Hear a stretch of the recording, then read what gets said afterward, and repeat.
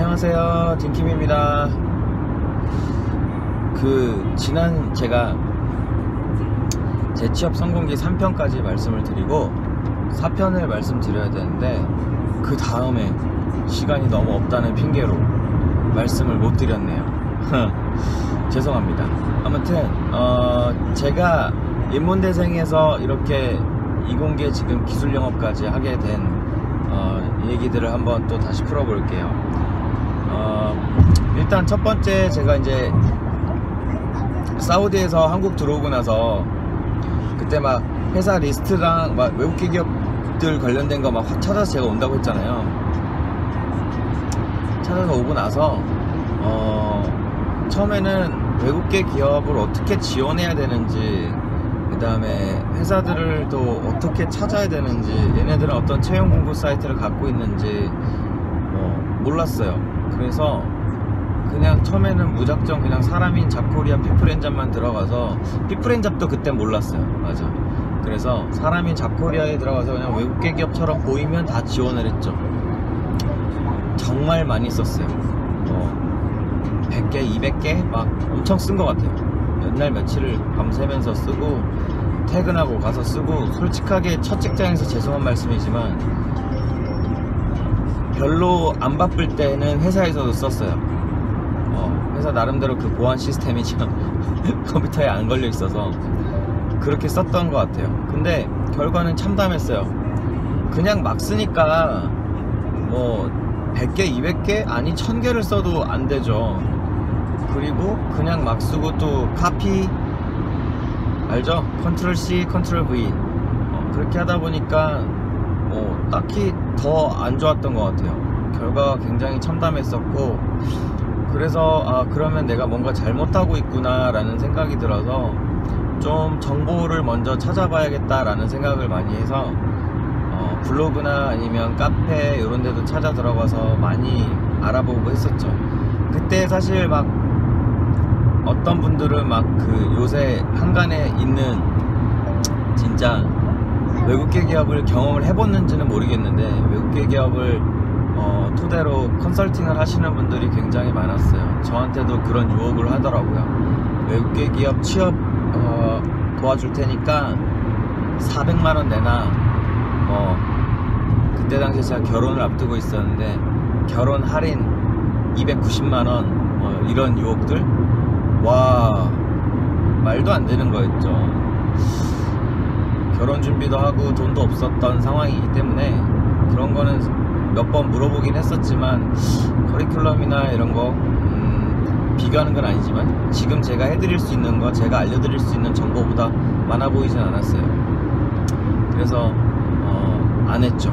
안 하고, 그때 진짜 운이 좋았던 게 브랜드님 블로그를 찾았던 거죠. 그래서 브랜드님 블로그 보면서 피플엔잡도 알게 되고 등등 좀 많은 정보를 얻었던 것 같아요. 그래서 그때 제가 조금 체계적으로 준비를 했어요. 이제 그때부터는. 그래서 가고 싶은 회사를 좀 리스트를 추리고, 직무는 어차피 그때 당시에는 제가 엔지니어였기 때문에 프로세스 엔지니어나 아니면 INC 엔지니어 혹은 기술 영업으로 가겠다, 이런 목표 3가지를 잡았었고, 산업군은 어차피 이쪽 산업 자동화 쪽 아니면 플랜트 쪽이었기 때문에 딱 그것만 보고 그쪽 관련된 엔드 유저든 아니면 외국계 벤더 기업이든 등등 그런 데를 좀 찾았어요. 찾아서 한 20군데 먼저 찾았던 것 같아요. 20군데 정도 찾고 그 회사에 맞춰서 맞춤 이력서를 작성을 했어요. 회사 인재상이나 아니면 산업군, 그 다음에 그 직무에 관련된 JD를 좀 분석을 하고 JD에 맞춰서 제 이력서를 좀 세팅을 했던 것 같아요. 그렇게 해서 처음에 지원을 하다 보니까, 물론 시기가 좀 길었어요. 왜냐면 회사마다 채용을 하는 데도 있고 안 하는 데도 있어서, 때마침 운이 좋았던 거는 한 10군데 정도는 그때 당시에 제가 지원을 할 때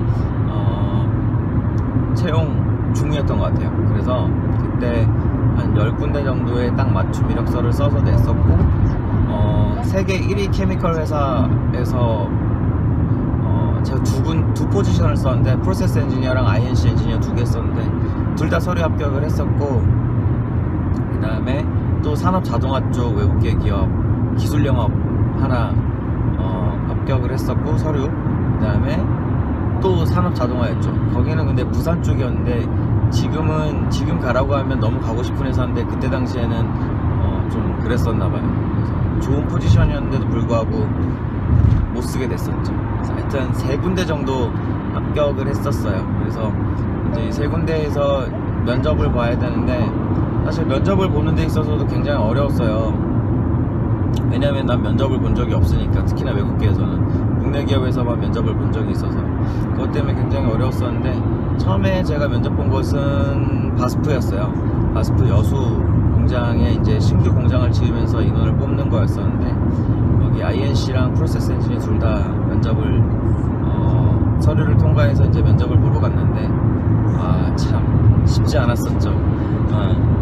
요거 이야기가 너무 길어지는데, 여기 면접 볼 때 여기서 제가 생겼던 노하우는 제가 다음 시간에 얘기를 드리고, 일단 요렇게 하면서 맞춤 이력서를 쓰면서 일단 그 회사에서 서류 통과했다는 연락을 받으니까, 이게 내가 잘못됐었구나 라는 걸 파악할 수 있었어요. 그래서 여러분도 막무가내로 그냥 여기저기 다 쓰지 마시고, 내가 가고 싶은 회사가 있으면 시간이 조금 걸리더라도, 만약에 이직을 하는 경우라면 더더욱 시간을 두면서 조금 그 회사들에 대해서 좀 더 알아보고, 그 회사에서 나오는 JD를 분석하고 그 JD에 맞춰서 내 이력서를 세팅해서 지원하는 연습을 하시면 좋을 것 같아요. 그러니까 이력서를 작성할 때도 내가 보기에 괜찮다? 아니요. 근데 여러 사람들이 봐봤을 때 괜찮다? 그럼 오케이예요.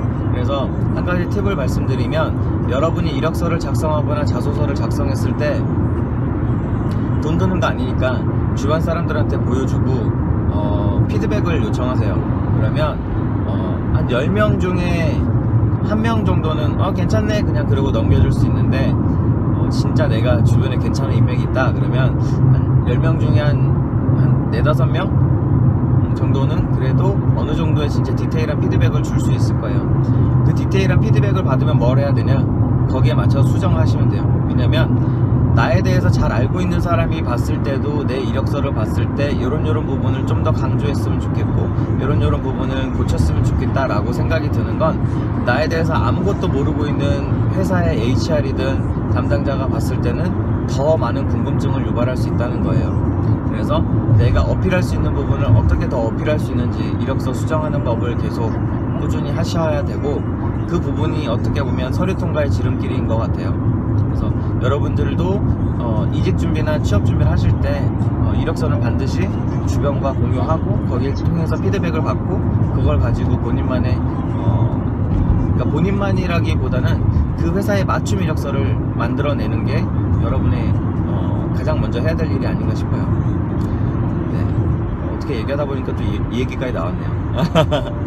아무튼 여러분, 제가 다음 시간에는 면접에서 제가 어떤 당황스러운 해프닝이 있었는지, 그 다음에 그걸 토대로 어떤 노하우를 가지고 이제 바스프, 그 다음에 미국계 회사, 거기는 제가 안 다녔으니까 얘기를 안 할게요. 미국계 회사 거기 면접을 어떻게 받고, 그 다음에 제가 지금 전에 다녔던 에머슨이라는 회사에 면접 볼 때 어떻게 했는지에 대해서 한번 얘기해 보도록 하겠습니다. 오늘 영상은 여기서 마무리 할게요.